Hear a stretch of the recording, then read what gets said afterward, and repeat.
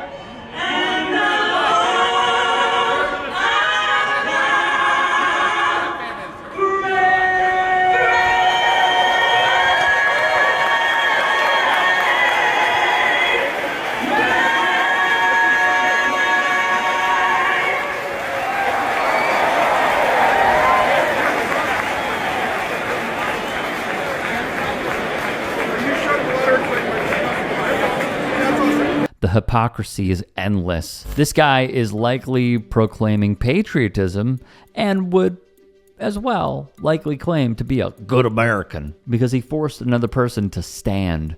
In reality, this is deeply unpatriotic. But like clockwork, you had the MAGAs go nuclear, exactly how every disrespectful Mitch Blank anti-American liberal needs to be handled, wrote Red Pill Provider.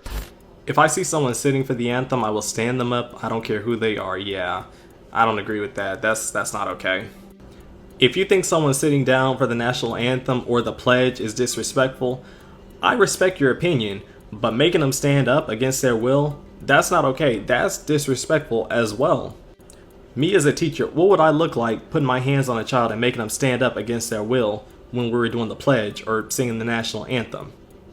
Guess what? You can have feelings and you can have opinions about it. That is your right. But when you make someone stand up during the anthem, you're taking away and violating their First Amendment rights. So that's something you should really think about. Meanwhile, George Foster wrote, "Neither one of us would have seen the first pitch." This reopens all of the conservative wounds that really we've already patched up at this point over the years. I'll continue to sit. I'm going to continue to stand with the people that are being oppressed. There's a lot of things that need to change. One specifically is police brutality. There's people being murdered unjustly and not being held accountable. Cops are getting paid leave for killing people.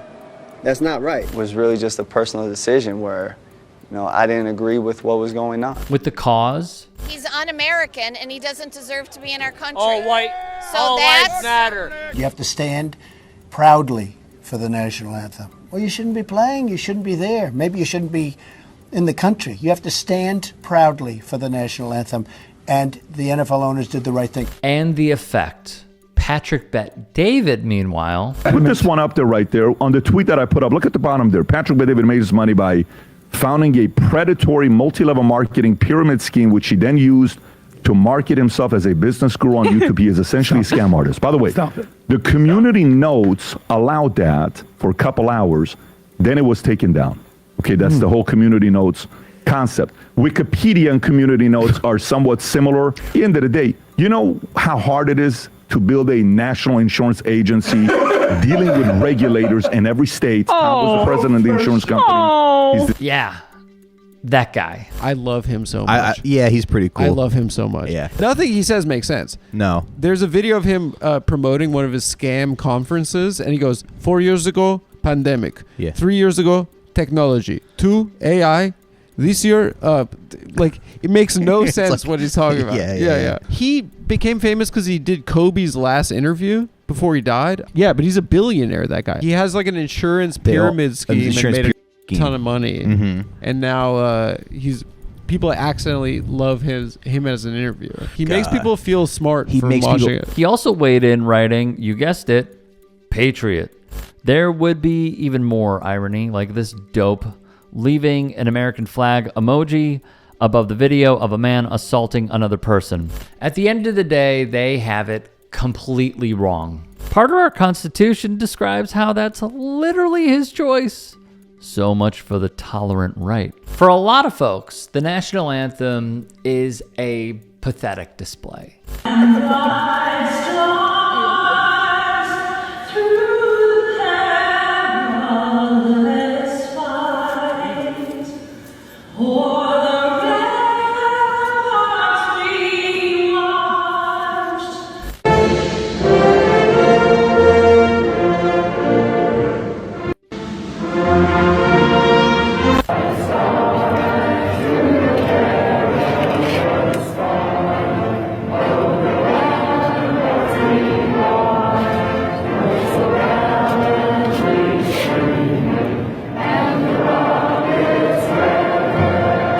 We should all try to understand where these people are coming from. What they want is for everyone to not stand. It's deeper than that.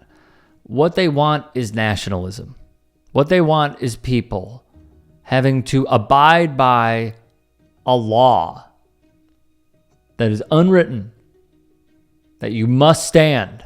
Because if you don't do it, you are not patriotic. You don't belong in this country. You should be fired. You should be out of your job. You should be out of your respective sports league. You should no longer claim the title of being an American. You should have your passport burned. You should get sent to hell. You should go to a place that you've never been to before and be deported there and try to live there because you don't appreciate being American. On the flip side, I know a lot of people like to bring up the military. Sure, I'll play ball. Both of my grandfathers served in World War II. God rest their souls. They also fought that if I wanted to sit during the national anthem, I have a constitutionally protected right to do so. Constitutionally protected. What a lot of these people don't understand understand but are just purely ignorant of is that, yeah, they could wear Charlie Kirk freedom t-shirts, but they hate freedom. They hate the idea of people being free. This is the same party who has a portion of it pushing, along with Pete Hegseth's own pastor, Doug Wilson, in Moscow, Idaho, talking about how women shouldn't have the right to vote. And now they are trying to make it harder and harder for people to vote. Again, I say this all the time. If your vote didn't matter, they would not try and stop you from casting your ballot so incredibly hard over the years. They're just thinking of things. Birth certificate. Oh, did you take your husband's name? Did you not take your husband's name? Oh, well, you need to do this in order to get another one. You need to do that. I remember seeing that dumb Xavier Russo of PragerU, the guy who did propaganda for genocide in Gaza with the Israeli army, say, I pretended that I had an address in Los Angeles and they let me vote. Absolute schmuck, but I digress. Another part of this that I love, that I absolutely love. They demand people stand for the national anthem. They demand it. And they say that it is patriotic to do so. What happened to keeping politics out of sports? I thought that's like your guys' thing. I thought that's what conservatives absolutely love to bask in, is that we must keep politics and sports separate. The national anthem is political. It is dumb that we do it before every single sporting event. Not even a hot take. It's just foolish. No sporting event should have this. They don't have them around the country. Why do we do this? World Cup, I get it. I mean, I like hearing other nations' national anthems because, as Vince Staples said, Star Spangled Banner doesn't even slap. It doesn't. It's weak sauce. But mandating that we stand for a song that was written by a slave owner, Francis Scott Key.